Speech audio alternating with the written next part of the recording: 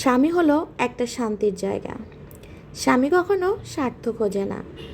ঝগড়া ঝামেলা হলেও বউকে কিন্তু উজাড় করে ভালোবাসে।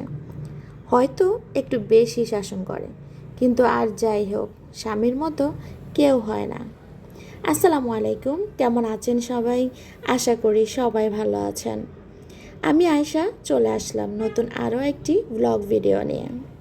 আজকের ভিডিওতে থাকছে আমার গ্রামের বাড়ি, আমার বাবার বাড়ি, আর আপনাদের সাথে কিছু গল্প। আসলে প্রতিদিন তো রান্নাবান্নার ভিডিওটাই দেখাই। আজকে আপনাদের সাথে আমার গ্রামের বাড়ি, আমার বাবার বাড়ি, আর থাকছে আমার কিছু কথা। আমি বৃহস্পতিবার রাত্রে রওনা দিয়ে চলে গেছি আমার হাজব্যান্ড, আমার বাচ্চাদেরকে নিয়ে আমার গ্রামের বাড়ি, আমার বাবার বাড়িতে চাঁদপুরে। শৈশবটা, বড় হওয়াটা সব কিছুই তো বাবার বাড়িতেই হয়। মেয়েদের, ছেলে বলেন মেয়ে বলেন, সবাই কিন্তু বাবা মায়ের কাছে বড় হয়ে থাকে। যখন বিয়ে হয়ে যায় বা ছেলেদের কর্মব্যস্ততার কারণে সবাই কিন্তু দূরে দূরে সরে যায়, কিন্তু ভাই বোনের মিলে একসাথে থাকার স্মৃতিগুলো কি ভোলা যায়? আজকে যখন বাড়িতে এসেছি, আমার বোনকে আমি খুব মিস করছিলাম। একসাথে বড় হয়েছি, খেলাধুলা করেছি, আর এখন সবার বিয়ে হয়ে সবাই সবার জায়গায়।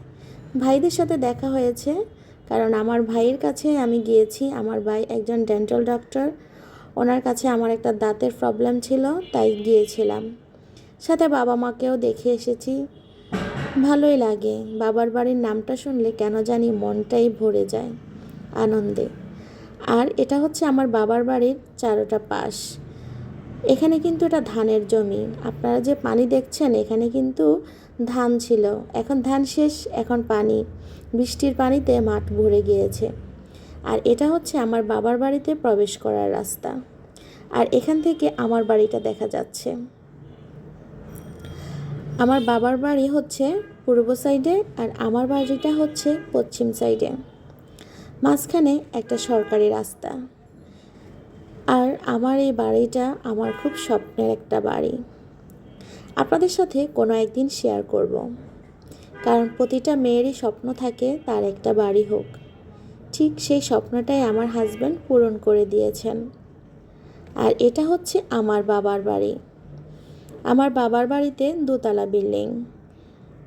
আমার বাবা তার ছেলে মেয়ে যেন আসলে সবাই একসাথে থাকতে পারে, তাই এই বিল্ডিংটা দোতলা করে নিয়েছে, যেন সবাই একসাথে থাকতে পারে।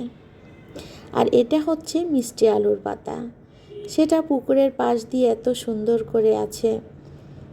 গ্রাম মানে হচ্ছে শাকসবজিতে ভরা, পুকুর ভরা মাছ, আর বিভিন্ন ফল ফলাদির গাছ। বাড়িতে যারা থাকেন তাদের কিন্তু শাকসবজি তেমন একটা কিনতে হয় না। এই যে আমি বাড়িতে গিয়েছি, আসার সময় মা কচুর লতি কেটে দিয়ে দিয়েছেন। মেয়ের কষ্ট হবে ঢাকায় এসে কাটতে, তাই দিয়ে দিয়েছেন। এই যে গাছে বেগুন ধরেছে, অনেক বেগুন ছিল, এখন অল্প কয়টা আছে, আবার ফুল ধরেছে, আবার সুন্দরভাবে সবেদা ধরে আছে। এই যে সবেদা গাছ, মাশাআল্লাহ বলবেন সবাই। কিন্তু লেবু গাছে লেবু ধরেছে, বেগুন গাছে বেগুন ধরছে, আম গাছে আম ধরে। আর কি লাগে বলেন? গ্রামের পরিবেশে এমন ফল ফলাদি দেখেই তো মনটা ভরে যায়। আর তেমন একটা কিনতেও হয় না, কিন্তু অনেক শাকসবজি হয়, পুকুর ভরা মাছ থাকে। আমার বাবার বাড়িতে 2টা পুকুর আছে, আর পুকুরে অনেক মাছ আছে। আমরা যখন বাড়িতে গিয়েছিলাম, মা পুকুর থেকে তোলা কাতল মাছ ভুনা করেছিল, এত মজা হয়েছিল খেতে। তারপর আবার খাওয়া দাওয়া শেষ করে, শুক্রবার দিন দুপুরবেলা খাওয়া দাওয়া শেষ করে চলে যাচ্ছি আমাদের হাজীগঞ্জে, যেখানে আমার ভাইয়ের দোকান। আমার ভাই ওখানেই বসে, আমার ভাইয়ের চেম্বার ওখানে। তো আমরা ওখানে গিয়ে আমার দাঁতের কাজটা কমপ্লিট করেছি। আর আমার ছোটো মেয়েরও দাঁতের একটা সমস্যা ছিল, সেটাও কমপ্লিট করে তারপরে আবার রওনা দিয়ে দিব ঢাকার উদ্দেশ্যে। কেননা আমাদের জীবনটা আসলে এভাবেই চলছে। আর এই রাস্তাগুলো কত যে চেনা, কত যে মায়া জড়িত, কত যে শৈশবের স্মৃতিগুলো এখানেই রয়ে গেছে। যখনই বাড়িতে যাই তখনই অনেক কথা মনে পড়ে। কতটা সময় কাটিয়েছি, কতটা সময় চলে গেছে। আজকে জীবনের এই পর্যায়ে এসে মনে হয় যে আসলেই রঙিন স্মৃতিগুলো কিন্তু সেই ছোটবেলায় রয়ে গেছে।